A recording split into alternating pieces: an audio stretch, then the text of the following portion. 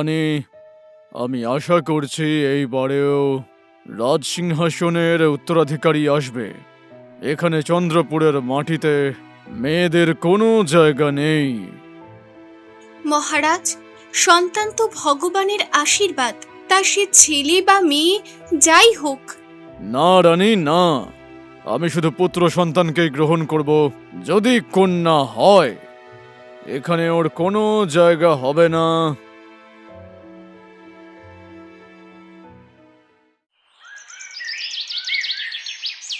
গর্ভবতী রানীর ৯ মাস পূর্ণ হলে যখন সন্তান জন্ম দেওয়ার সময় এলো, তখন হঠাৎ রাজা চন্দ্রদত্তকে কিছুদিনের জন্য খুব জরুরি কাজে অন্য রাজ্যে যেতে হলো। যাত্রার আগে রাজা রানীকে নিজের কক্ষে ডেকে বললেন,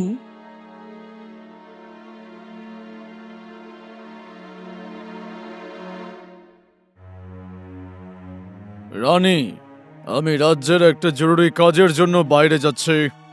যদি আমার ফিরে আসার আগে বাচ্চার জন্ম হয়ে যায় আর ও পুত্র হয়, তাহলে এই খবর আমার গর্বের কারণ হবে।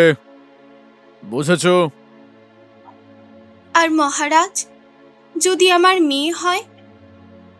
ওহ, যদি কন্যা হয়, তাহলে এখানে ওর জন্য কোনো রকমের জায়গা নেই।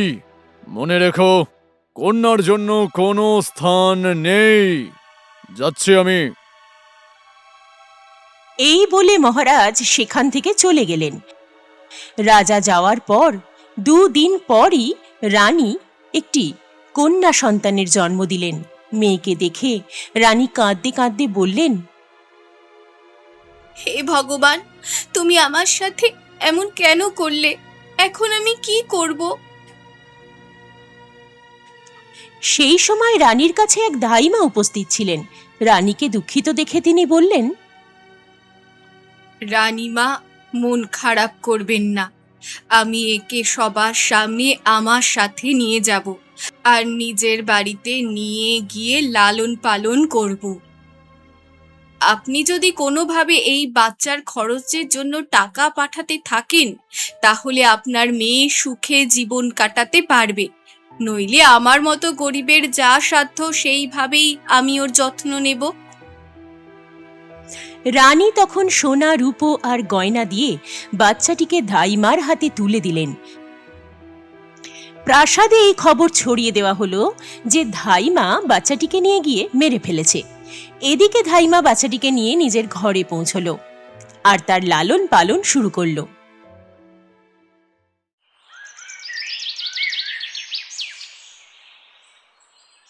রাজা যখন যাত্রা শেষে ফিরে এলেন, তখন রানী তাকে জানালেন, মহারাজ, আপনি যাওয়ার পর কন্যা সন্তানের জন্ম হয়েছিল, কিন্তু মহারাজ, আপনার কথা মতো ভালো, ভালো, খুব ভালো করেছো। তুমি আমার আদেশ পালন করেছো। চন্দ্রপুরের পরম্পরাকে তুমি বাঁচিয়েছো। আহাহাহাহা, এটাই আমার ইচ্ছা ছিল। তোমার উপরে আমার গর্ব হচ্ছে। সাবাস। আহাহাহাহা। মাঝে মাঝে ধাইমা রাজার চোখের আড়ালে লুকিয়ে সেই বাচ্চাকে প্রাসাদে নিয়ে আসতো। রানী তাকে খুব আদর করতেন আর ধাইমাকে সোনা রূপো দিয়ে বিদায় জানাতেন, যাতে সে বাচ্চাটিকে ভালোভাবে বড় করতে পারে। একদিন যখন ধাইমা রানীর মেয়েকে নিয়ে প্রাসাদে এলো, রানী তাকে বুকে জড়িয়ে চোখের জল আর ধরে রাখতে পারলেন না। ততদিনে মেয়েটি বেশ বড় হয়ে গিয়েছিল। মায়ের আসল পরিচয় না বুঝলেও তার মাতৃ স্নেহ সে ঠিকই অনুভব করতে পারত।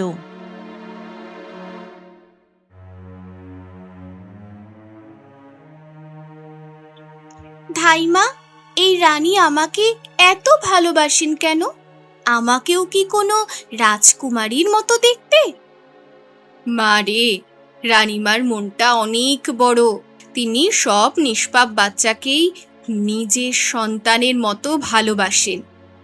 আমিও কি এই প্রাসাদে থাকতে পারি ধাইমা?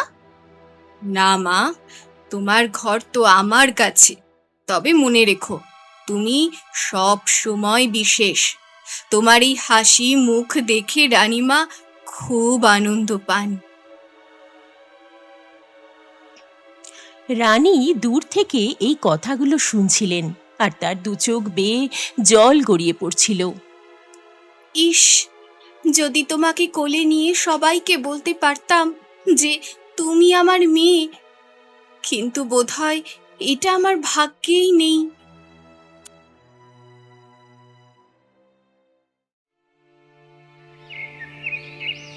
সময়ের সাথে সাথে মেয়েটি যুবতী হয়ে উঠল। রাজপ্রাসাদে না থাকলেও তার রূপ হয়েছিল রাজকন্যার মতোই।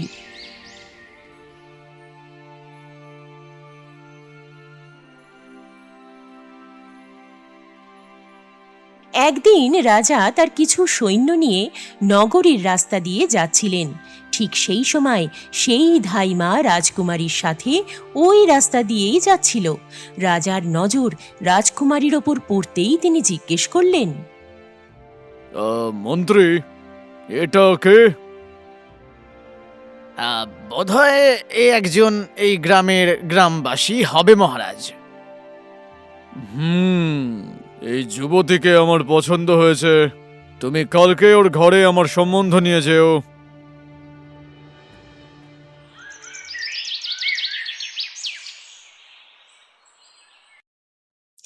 যেহেতু সত্যিটা কারো জানা ছিল না, তাই পরের দিন মন্ত্রী কয়েকজন লোক নিয়ে ধাইমার বাড়িতে তার নাতনির হাত চাইতে পৌঁছে গেলেন। ধাইমা মনে মনে ভাবতে লাগলো, হে ভগবান, এখন আমি কি করব? সে সোজা না করে দিয়ে বলল,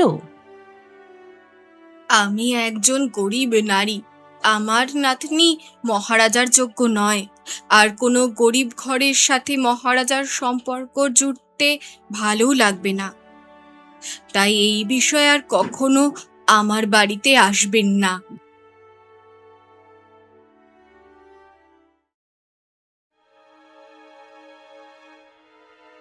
যখন রাজা জানতে পারলেন যে ধাইমা তার নাতনির সাথে রাজার বিয়ের প্রস্তাবে রাজি হননি, তখন তিনি রাগে অগ্নিশর্মা হয়ে উঠলেন। কি বললে? গ্রামের একটা সামান্য বুড়ি আমার কথা অমান্য করার সাহস করলো কি করে? কি ভেবেছে? ওর কি মনে হচ্ছে যে আমি বারবার ওনার ঘরে লোকজন পাঠাবো? এই সম্বন্ধ তো পাকা করেই ছাড়বো। রাজা তার মন্ত্রী ও সৈন্যদের বারবার ধাইমার বাড়িতে প্রস্তাব নিয়ে যাওয়ার নির্দেশ দিতে থাকলেন।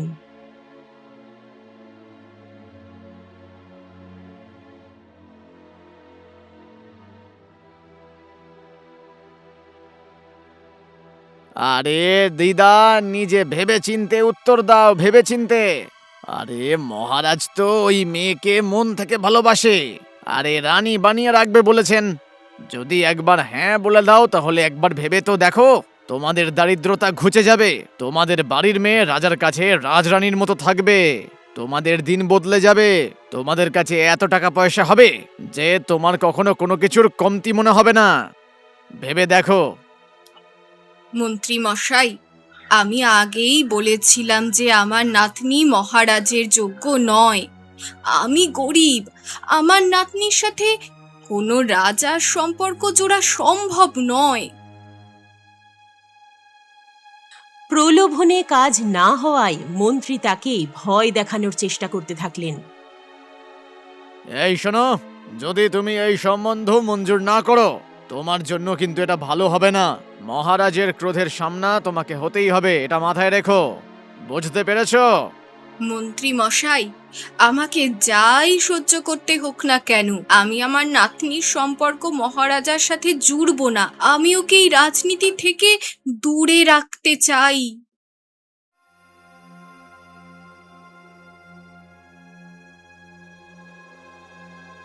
ধাইমার এই জেদ আর সাহসের কথা যখন রাজা জানতে পারলেন, তখন তার রাগ আরও বেড়ে গেল।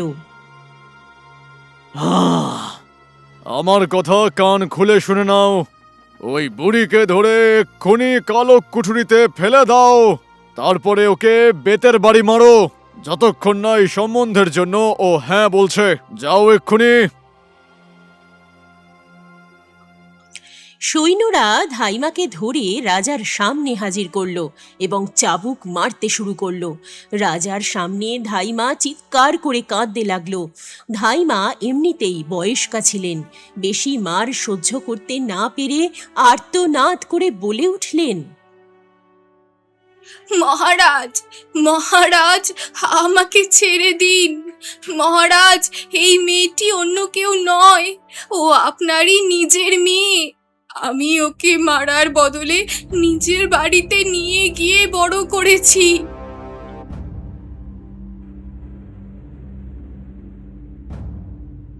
রাজার এবার উপলব্ধি হলো যে তিনি কত বড় ভুল করতে যাচ্ছিলেন। কিন্তু নিজের মেয়ে বেঁচে থাকার খবরে তিনি আরও বেশি রাগে ফেটে পড়লেন। তিনি নিজের ছেলেকে অর্থাৎ রাজকুমারকে ডেকে এই আদেশ দিলেন,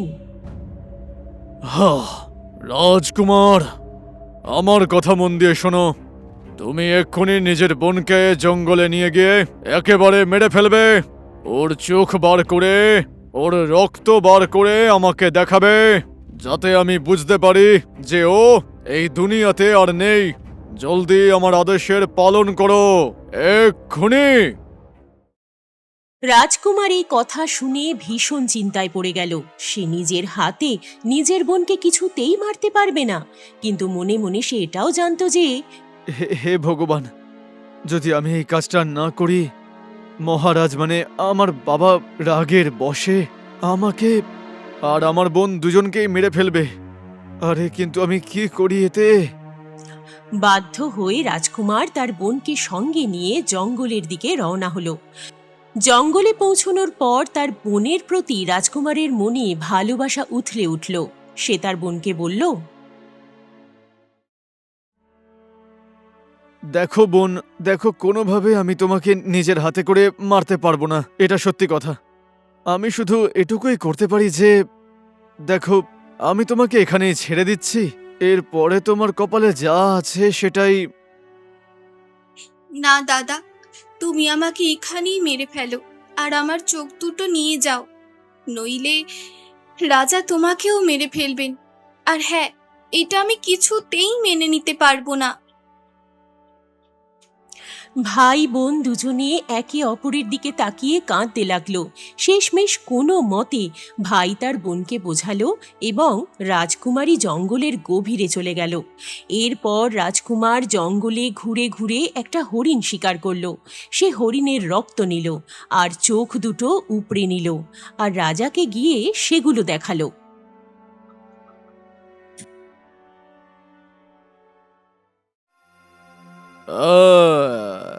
দারুণ দারুণ দারুণ রাজকুমার, এবারে আমার শান্তি হয়েছে যে ওই অভিশাপ আর এখানে নেই। চন্দ্রপুরের গদি এখন সুরক্ষিত। ভালো ভালো, খুব ভালো। রাজার বিশ্বাস হলো যে তার মেয়ে মারা গেছে, কিন্তু এই মিথ্যেটা রাজকুমারের বুকে ভারী পাথরের মতো চেপে বসে গেল। রানী যখন এই খবর পেলেন যে তার মেয়েকে মেরে ফেলা হয়েছে, তখন তার হৃদয় টুকরো টুকরো হয়ে গেল। তিনি সঙ্গে সঙ্গে ছেলেকে ডাকলেন এবং সত্যিটা জানতে চাইলেন। রাজকুমার, সত্যি করে বল, তুই কি নিজের বোনকে মেরে ফেলেছিস? মা, আমি কখনোই বোনকে মারতে পারি না। ও আমার প্রাণের চেয়েও প্রিয়। আমি ওকে জঙ্গলে ছেড়ে দিয়ে এসেছি, আর একটা হরিণের চোখ আর রক্ত আমি নিজের বাবাকে মানে মহারাজকে এনে দিয়ে দিয়েছি। দয়া করে আপনি কাঁদবেন না, আপনার মেয়ে আর আমার বোন একেবারে সুরক্ষিত আছে। হ্যাঁ, কিন্তু এখনো একলা আছে। এই কথা শুনে রানীর চোখ দিয়ে অঝরে জল ঝরতে লাগলো। তুই খুব ভালো কাজ করেছিস বাবা। আমার মেয়েকে বাঁচানোর জন্য তোর এই পদক্ষেপ ভগবানের আশীর্বাদ। হে ঈশ্বর, আমার মেয়েকে রক্ষা করো, ওকে এই অন্ধকার থেকে বেরিয়ে আসার পথ দেখিও।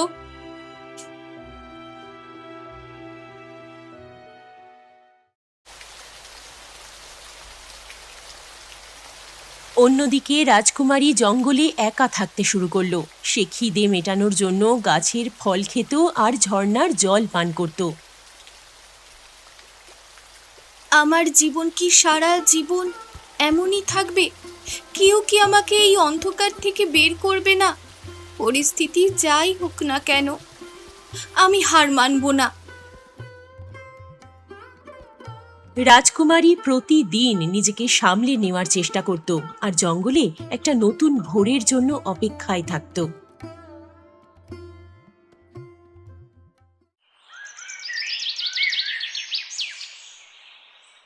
এইভাবেই কিছুদিন কেটে গেল। রাজকুমারী জঙ্গলেই জীবন কাটাতে লাগলো। একদিন ঘটনাক্রমে অন্য এক রাজ্যের রাজকুমার শিকারের উদ্দেশ্যে সেই জঙ্গলে এলো। জঙ্গলে ঘুরতে ঘুরতে তার নজর রাজকুমারীর ওপর পড়ল। রাজকুমারীর সৌন্দর্য দেখে রাজকুমার মুগ্ধ হয়ে গেল।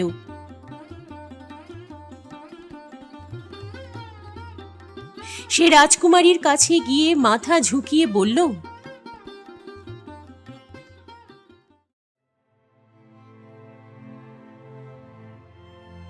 দেবী দেবী দেবী, আমি এখনো পর্যন্ত সুন্দর আর এমন গরিমা কোথাও দেখিনি।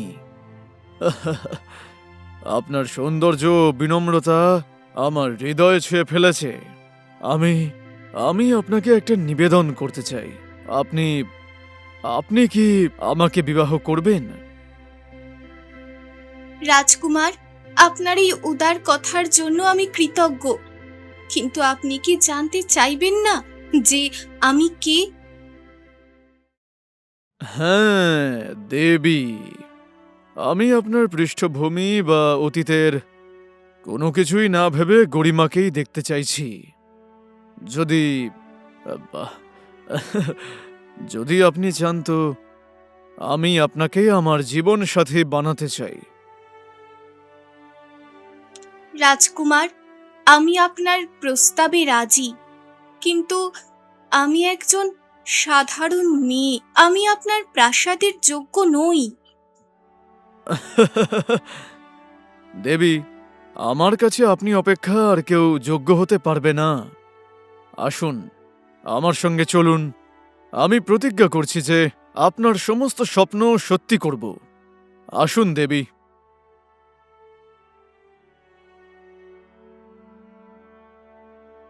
রাজকুমার রাজকুমারীর হাত ধরল এবং তাকে নিজের রাজ্যে নিয়ে যাওয়ার জন্য প্রস্তুত হল।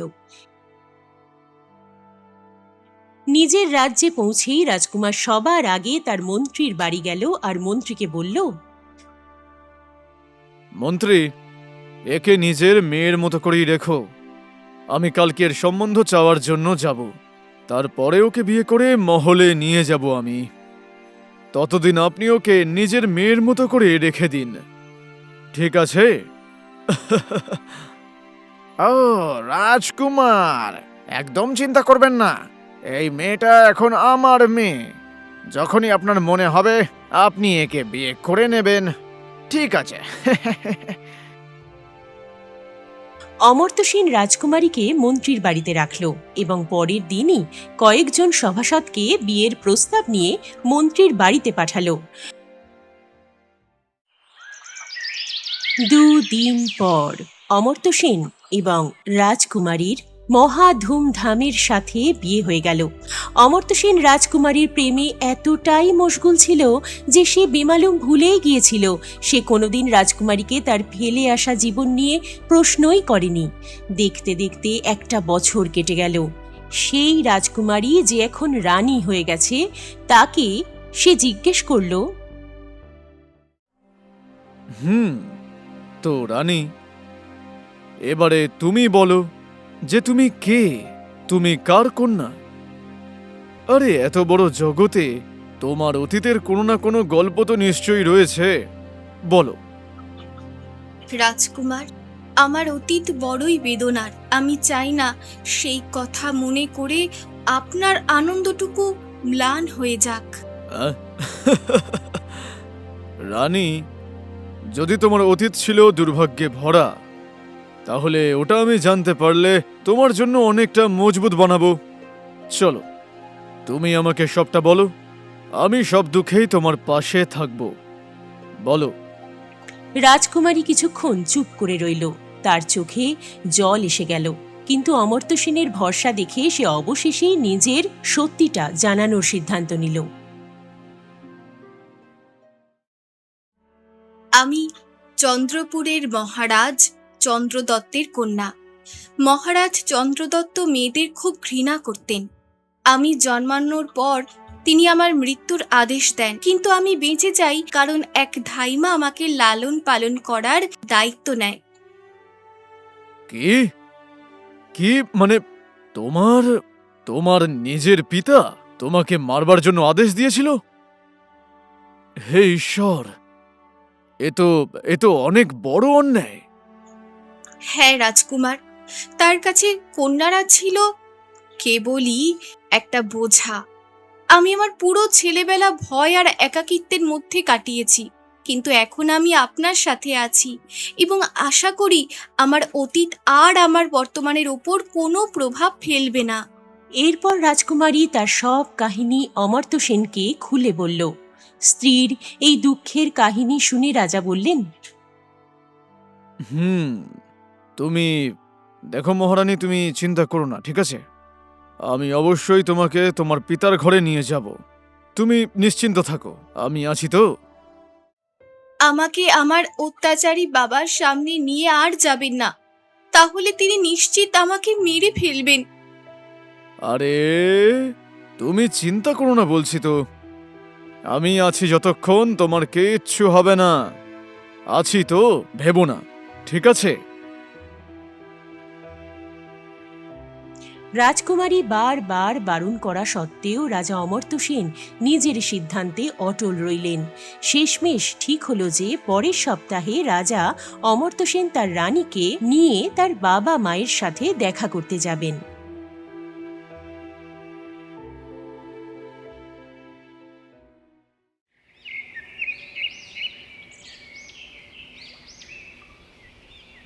এরপর রাজা অমর্ত্য সেন রাজকুমারীকে চন্দ্রপুর পাঠানোর ব্যবস্থা করলেন। দেখো সেনাপতি, আমি একটা জরুরি কাজের জন্য দুদিনের জন্য রাজ্যের বাইরে যাচ্ছি। আপনি আমাদের রানীকে নিয়ে কিছু সৈনিককে নিয়ে চন্দ্রপুর যান। আমি 2 দিন বাদে নিজের কাজ শেষ করার পর রাস্তায় দেখা করব, ঠিক আছে? বুঝেছেন?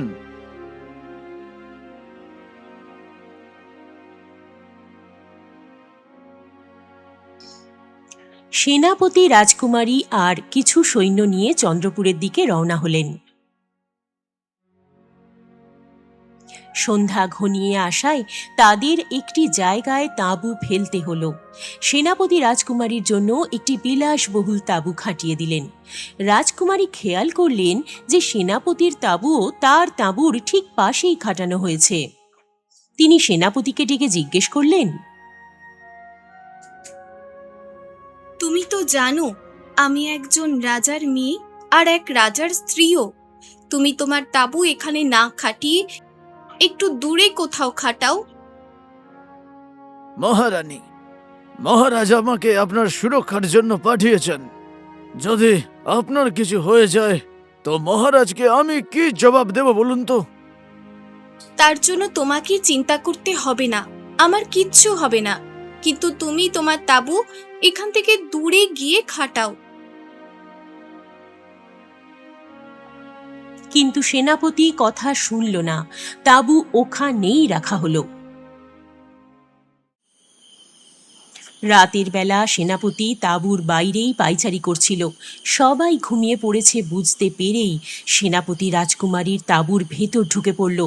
তাঁবুতে অন্য কারুর উপস্থিতি বুঝতে পেরেই রাজকুমারী জেগে উঠলেন। আরে পাষণ্ড, তুই কি জানিস না আমি তো রাজার স্ত্রী? এই মুহূর্তে তাঁবু থেকে বেরিয়ে যা। মহারানী, আমি সুরক্ষা সুনিশ্চিত করবার জন্যই এসেছি। আমি জানি তোর মতলব খারাপ, তুই এক্ষুনি এখান থেকে বেরিয়ে যা, নইলে। ও নইলে কি করবেন? কিন্তু সেনাপতি থামল না। রাজকুমারী কাছেই রাখা একটা ফুলদানি তুলে তার মাথায় সজোরে আঘাত করলেন। এরপর সেনাপতি নিজেকে সামলে নেওয়ার আগেই রাজকুমারী তাঁবু থেকে বেরিয়ে দৌড়ে পালালেন।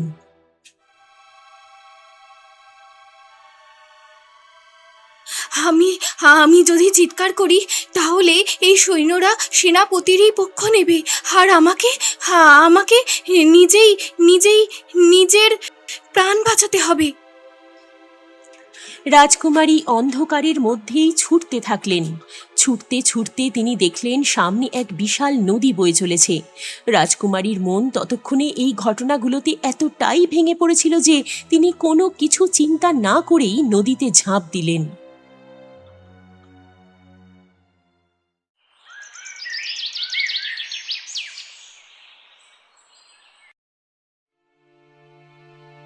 নদীর ধারে দুই ভাই মাছ ধরার কাজ করছিল। আজকে তো ভালো কিছু পেলাম না, মনে হচ্ছে আর একটু এগিয়ে গেলে ভালো কিছু পেতে পারি। কি বলো? হয়তো মাছ ওখানে বেশি হবে। আরে চলো একটু এগিয়ে যাই, যাবে নাকি? হ্যাঁ হ্যাঁ, চলো চলো, এই জায়গাটা তেমন ভালো নয়। আরে চলো চলো, এগিয়ে গিয়ে দেখি। এমনিও সন্ধে হতে চললো, জলদি চলো। হ্যাঁ হ্যাঁ, চলো চলো। দুই ভাই গল্প করতে করতে নদীর ধার দিয়ে যেতে লাগলো। হঠাৎ তাদের একজনের নজর নদীর জলে ভেসে থাকা কিছুর একটা উপর পড়ল। আরে আরে, ওখানে তো দেখো। আরে দেখো তো ভাই, ওটা কি কোনো মানুষ নাকি যে নদীতে বয়ে যাচ্ছে? দেখো তো ভালো করে। হ্যাঁ, আরে সত্যি তো এটা কোনো মানুষ মনে হচ্ছে। আরে চলো চলো এক্ষুনি, আরে চলো চলো, ওকে বাঁচাতে হবে। আরে চলো ভাই। দুই ভাই দৌড়ে নদীর ধারে পৌঁছলো এবং রাজকুমারীকে বাঁচিয়ে তুলল। এবার রাজকুমারী এই জেলে ভাইদের দেখে আবার ঘাবড়ে গেলেন।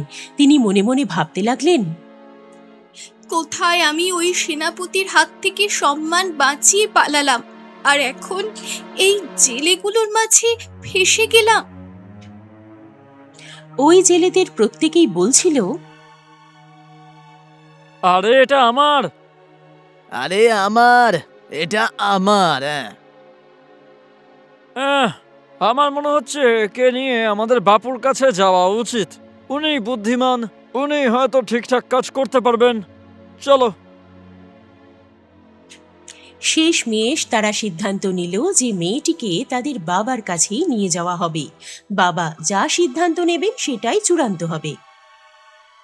দুই ভাই রাজকুমারীকে নিয়ে তাদের বাবার কাছে পৌঁছলো। তাদের বাবা খুব সৎ আর বুদ্ধিমান লোক ছিলেন। রাজকুমারীকে দেখেই তিনি বুঝতে পারলেন, দেখে তো মনে হচ্ছে কোনো রাজঘরানার মেয়ে, আর আমার কোনো ছেলেই এর যোগ্য নয়।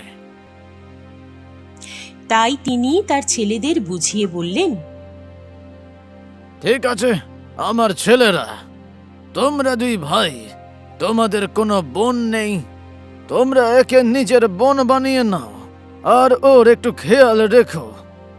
এই মেয়ে তোমাদের জীবন বদলে দেবে। আর তারপর দুই ভাই তাদের বাবার কথায় রাজি হয়ে গেল। তারা রাজকুমারীকে নিজেদের বোন করে নিল আর নিজেদের চেয়েও বেশি করে তার দেখাশোনা করতে লাগলো।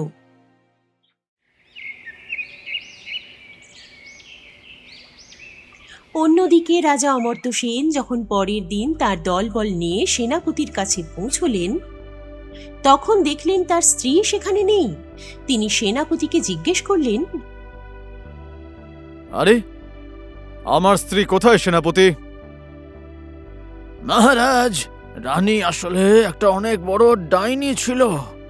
কালকে রাতে আমাদের থেকে পেঁচার চোখ, বিড়ালের রক্ত আর লেজ চাইছিল। সারা রাত ধরে নিজের তাঁবুতে বসে কি না করেছে। এবারে ওনার তাঁবু থেকে ভুলভাল আওয়াজও আসছিল, কিন্তু মহারাজ, সকালে যখন দেখতে পেলাম তো উনি নিজের তাঁবুতে ছিলেন না। এসব শুনে রাজা অত্যন্ত অবাক হলেন। তার সেনাপতির ওপর সন্দেহ হচ্ছিল ঠিকই, কিন্তু কোনো প্রমাণ না থাকায় তিনি কিছু করতে পারলেন না। ঠিক আছে সেনাপতি, আমরা আমাদের সফরটাকে এগিয়ে নিয়ে যাব আর চন্দ্রপুর রাজ্যের দিকে এগোবো। ওখানে গিয়ে দেখা যাবে যে কি করা যায়। ঠিক আছে?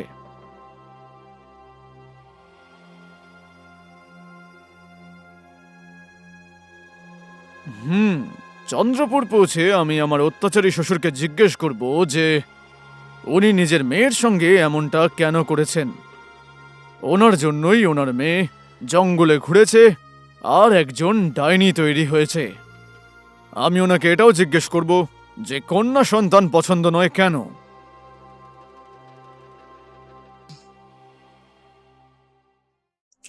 এরপর তাদের কাফেলা সামনের দিকে এগিয়ে গেল এবং চন্দ্রপুর রাজ্যের দিকে পা বাড়ালো। এদিকে রাজকুমারী জেলেদের বোন হয়ে জীবন কাটাচ্ছিলেন।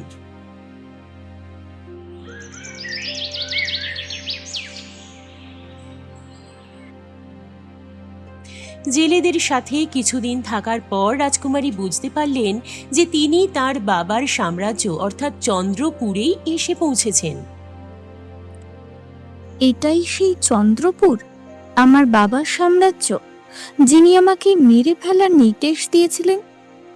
কিন্তু এখন সময় বদলে গেছে, হয়তো পরিচয় লুকিয়ে আমার নতুন করে জীবন শুরু করার এটাই একটাই সুযোগ। তিনি এও জানতে পারলেন যে তার বাবার গল্প শোনার খুব শখ। তিনি তার জেলে দাদাদের সাথে কথা বললেন। দাদারা, তোমরা কি জানো রাজা চন্দ্রদত্ত গল্প শুনতে খুব ভালোবাসেন?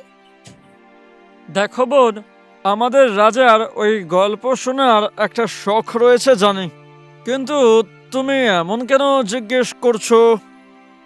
কারণ আমার মনে হয় আমি ওনার রাজসভায় গল্প শুনিয়ে নিজের জন্য একটা জায়গা করে নিতে পারবো। ও, তো তুমি কি দরবারে যাবে নাকি? হ্যাঁ। কিন্তু কেন? ওখানে গেলে সমস্যাও তো হতে পারে। আরে না না, ভয় পাওয়ার কোনো দরকার নেই। আমি তো শুধু একজন গল্প বক্তা হয়ে যাব। আর হ্যাঁ, আমাকে নিজের পরিচয়টাও লুকিয়ে রাখতে হবে। তো তুমি ওখানে ঠিক কি করে যাবে? রাজার দরবারে পৌঁছতে পারা এতটা সহজ তো নয়। তোমরাই আমাকে সাহায্য করতে পারো। গিয়ে রাজাকে বলো যে আমাদের বোন একজন খুব ভালো গল্প বক্তা। রাজা চাইলে আমি তার রাজসভায় গিয়ে নতুন নতুন আর দারুণ সব গল্প শোনাতে পারি।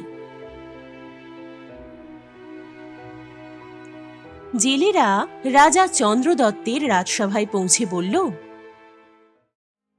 মহারাজের জয় হোক, জয় হোক। মহারাজ, আমাদের একটা বোন আছে, ও খুব ভালো গল্প বলতে পারে। যদি আপনি চান তাহলে ও রোজ আপনাকে গল্প শুনিয়ে যাবে। ঠিক আছে, যদি ওর গল্প আমার পছন্দ হয় তাহলে ওকে পুরস্কার দেব।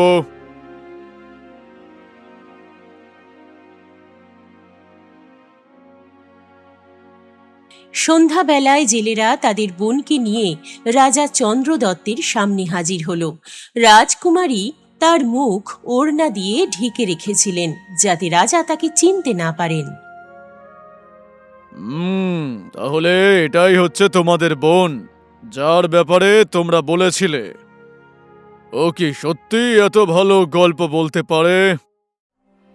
হ্যাঁ মহারাজ, আমাদের বোন অনেক ভালো এবং অদ্ভুত গল্প শোনায়। এর গল্প শুনবার পরে যে কেউ মন্ত্রমুগ্ধ হয়ে যায়। এরপর রাজকুমারী রাজাকে এমন এক গল্প শোনালেন যা রাজা চন্দ্রদত্তের খুব পছন্দ হলো। রাজা খুশি হয়ে জেলেদের প্রচুর পুরস্কার দিলেন। জেলেরা সেই পুরস্কার নিয়ে রাতে নিজেদের বাড়ি ফিরে এলো।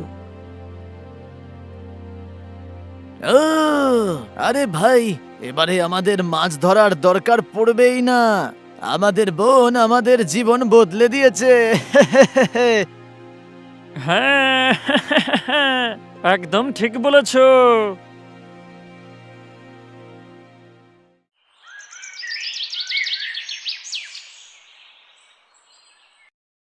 এবার থেকে রাজকুমারী রোজই নিজের মুখ ওড়নায় ঢেকে রাজসভায় আসতেন আর রাজা চন্দ্রদত্তকে নানা রকমের গল্প শোনাতেন।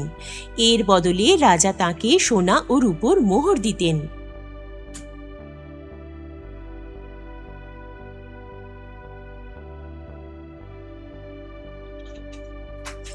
একদিন সন্ধ্যার কথা, রাজকুমারী যখন গল্প শোনাতে রাজসভায় পৌঁছলেন, তখন দেখলেন তার স্বামী অমর্ত্য সেন আর তার সেনাপতি রাজসভায় রাজা চন্দ্রদত্তের সাথে বসে আছেন।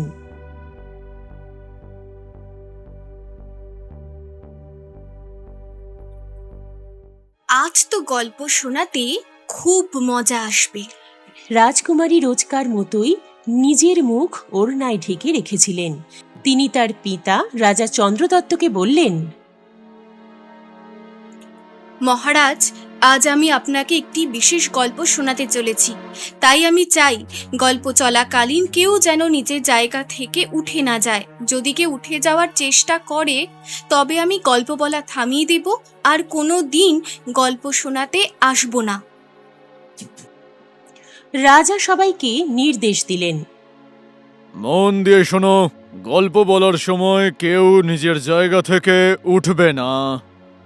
চলো, শুরু করতে পারো। সবাই এক কথায় রাজি হয়ে গেল। রাজকুমারী গল্প বলতে শুরু করলেন। এক অত্যাচারী রাজা ছিলেন, যিনি নিজের ঘরে কন্যা সন্তানের জন্ম একদমই পছন্দ করতেন না। যখন তার ঘরে এক মেয়ের জন্ম হয় তখন তিনি স্ত্রীকে নির্দেশ দিলেন তাকে মেরে ফেলার। তার স্ত্রী কন্যাকে এক ধাইমার হাতে তুলে দিলেন। ধাইমা তাকে লালন পালন করে বড় করল। একদিন ওই মেয়ের ওপর রাজার নজর পড়ল। তখন রাজা সেই মেয়ের বাড়িতে তার বিয়ের প্রস্তাব পাঠালেন। গল্পের এইটুকু শুনেই রাজা চন্দ্রদত্ত অবাক হয়ে গেলেন। আরে, আমারই গল্প বলে কেমন মনে হচ্ছে যেন। এই যে মেয়ে, ধরো আর মন দিয়ে শোনো। গল্প কিন্তু চলতে থাকবে, চলতেই থাকবে। চলো। যখন রাজা জানতে পারলেন যে ওই মেয়েটি তার নিজেরই মেয়ে, তখন তিনি তার ছেলেকে ডেকে মেয়েটিকে জঙ্গলে নিয়ে গিয়ে মেরে ফেলার নির্দেশ দিলেন। কিন্তু ভাই বেচারা নিজের বোনকে মারতে পারল না আর তাকে জঙ্গলেই ছেড়ে এলো। মেয়েটি বেচারি জঙ্গলে এদিক ওদিক ঘুরে ফল মূল পাতা খেয়ে দিন কাটাতে লাগলো। রাজা চন্দ্রদত্ত, যিনি ততদিনে বেশ বৃদ্ধ হয়ে পড়েছিলেন, নিজের মেয়ের প্রতি করা এই অবিচারের কথা শুনে খুব কষ্ট পেলেন। যখন তিনি নিজের মেয়ের দুঃখ কষ্টের কথা শুনলেন, তার হৃদয় আরও বেশি ভারাক্রান্ত হয়ে উঠল। অন্যদিকে রাজকুমারীর ভাই যখন এসব শুনল, সে চমকে উঠল, কারণ এ তো তারই বোনের গল্প। সে ব্যাকুল হয়ে বলে উঠল, এই মেয়ে, তুমি এই গল্প চালিয়ে যাবে, ঠিক আছে? আমি এই গল্প পুরোটাই শুনতে চাই। চলো, এগিয়ে যাও।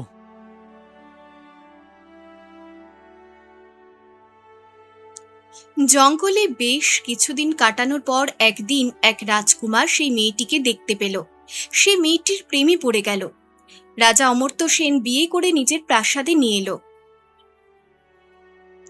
রাজকুমারীর স্বামী রাজা অমর্ত্য সেন যখন এই কথাগুলো শুনছিলেন, তিনি বুঝতে পারছিলেন যে এ তো তারই গল্প। তিনিও সাথে সাথে বলে উঠলেন, দেখো মেয়ে, এই গল্প তুমি চালিয়ে যাবে, ঠিক আছে? আমি এই গল্প পুরোটাই শুনতে চাই। রাজকুমারী আবার বলতে শুরু করলেন। বিয়ের পর রাজা তার স্ত্রীকে তার বাবার সাথে দেখা করাতে চাইলেন। তিনি নিজের সেনাপতিকে নির্দেশ দিলেন এক দল সৈন্য নিয়ে রানীকে সাথে করে রওনা হতে। রাজা নিজে পরে মাঝ রাস্তায় তাদের সাথে যোগ দেবেন। কিন্তু রাস্তায় যখন তারা তাঁবু ফেললেন তখন সেনাপতির উদ্দেশ্য খারাপ হয়ে গেল। মাঝরাতের পর সে সেই মেয়েটির তাঁবুতে ঢুকে পড়ল আর তার সাথে জবরদস্তি করতে শুরু করলো। কিন্তু কোনো মতে সেই মেয়েটি নিজের সম্মান বাঁচিয়ে সেখান থেকে পালিয়ে গেল। এসব শুনে সেখানে উপস্থিত সেনাপতিও ঘাবড়ে গেল। সে বুঝতে পারল যে সবার সামনে তারই মুখোশ খুলে দেওয়া হচ্ছে। সে তড়ি ঘড়ি উঠে দাঁড়ালো আর বলতে শুরু করলো, মহারাজ, আমি ক্ষমা চাইছি। হ্যাঁ, আমার একটা জরুরি কাজ মনে পড়ে গেছে। আমাকে আজ্ঞা দিন মহারাজ। ততক্ষণে রাজা অমর্ত্য সেন পুরো ব্যাপারটা বুঝতে পেরে গেছিলেন। তিনি রাগে গজগজ করতে করতে সেনাপতিকে বললেন, বেয়াদব সেনাপতি, তুমি আর কোথাও যাবে না যতক্ষণ না এই গল্পটা পুরো হচ্ছে। চুপ করে এখানে বসে থাকো, নইলে তোমার গর্দান যাবে কিন্তু। বসে পড়ো। ভয় কাঁপতে কাঁপতে সেনাপতি ওখানেই আবার বসে পড়ল। রাজকুমারী তার গল্প চালিয়ে গেলেন আর বললেন, এরপর ওই মেয়েটি নদীতে ঝাঁপ দিল। ভাসতে ভাসতে সে দুই জেলে ভাইদের হাতে পড়ল, যারা তাকে নিজেদের বোন বানিয়ে নিল। যখন গল্প এই অবধি পৌঁছল, জেলে ভাইরা তো অবাক হয়ে গেল। তারা ভাবতে লাগলো, ও, এটা তো আমাদেরই গল্প মনে হচ্ছে। এবারে বুঝতে পেরেছি। তারাও এবার চুপ করে দাঁড়িয়ে রইল। রাজকুমারী বলতে লাগলেন, এরপর সেই মেয়েটি সেখানকার রাজার রাজসভায় গিয়ে গল্প শোনাতে শুরু করলো। এই কথা শুনে রাজা চন্দ্রদত্ত বাঁধ ভাঙা কান্নায় ভেঙে পড়লেন। এই পর্যন্ত শুনে রাজা চন্দ্রদত্তের হৃদয় ভেঙে চুরমার হয়ে গিয়েছিল। তিনি কাঁদতে কাঁদতে চিৎকার করে নিজের জায়গা থেকে উঠে দাঁড়ালেন।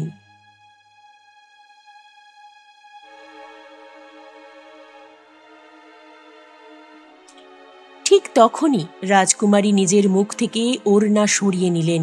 সেখানে বসে থাকা রাজা অমর্ত্য সেন নিজের স্ত্রীকে চিনে ফেললেন। রাজা চন্দ্রদত্ত এবার বুঝতে পারলেন যে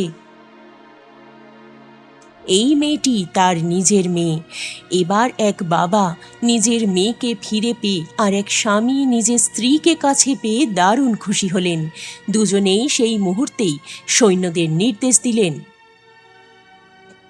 দুষ্টু সেনাপতিকে কারাগারে ফেলে দেওয়ার বন্দোবস্ত করো এক্ষুনি, আর তারপরে ওর জন্য মৃত্যুদণ্ডের ব্যবস্থা করা হোক এক্ষুনি। যাও, নিয়ে যাও একে। চন্দ্রদত্ত তার কৃতকর্মের জন্য খুবই লজ্জিত ছিলেন। হ্যাঁ মা, আমি তোমার সঙ্গে যা যা করেছি ওটার জন্য আমার কাছে ক্ষমা চাওয়ার জন্য কোনো শব্দ নেই। আমি জানি যে যে আমার দোষ ক্ষমার অযোগ্য। বাবা, আমি তো আপনাকে অনেক আগেই ক্ষমা করে দিয়েছি, কিন্তু আপনার ওই অত্যাচার আমাকে এমন যন্ত্রণা দিয়েছে যা আমি কোনো দিন ভুলতে পারবো না। মহারাজ, আমি আপনাকে বারবার বোঝানোর চেষ্টা করেছিলাম, কিন্তু আপনি কখনোই বোঝেননি। আজ এই অনুশোচনা আমাদের এক পরিবারের আনন্দ ফিরিয়ে দিতে পারবে না। মা, আমি চাই যে তুমি আমাদের জামাইয়ের সঙ্গে ফিরে যাও আর নিজের জীবন কাটাও। আমার জন্য এটাই শাস্তি। আমি তোমার ছোটবেলার ভালোবাসা আর হাসি ফেরাতে পারবো না। আমি তোমার কাছে দোষী মা, আমি দোষী। আমাকে পারলে ক্ষমা করো।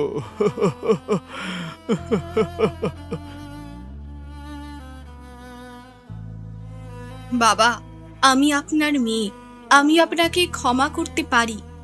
যেহেতু আজ আপনি আপনার করা ভুলগুলো বুঝতে পেরেছেন, তাই আমিও সব ভুলে নতুন করে একটা জীবন শুরু করতে চাই।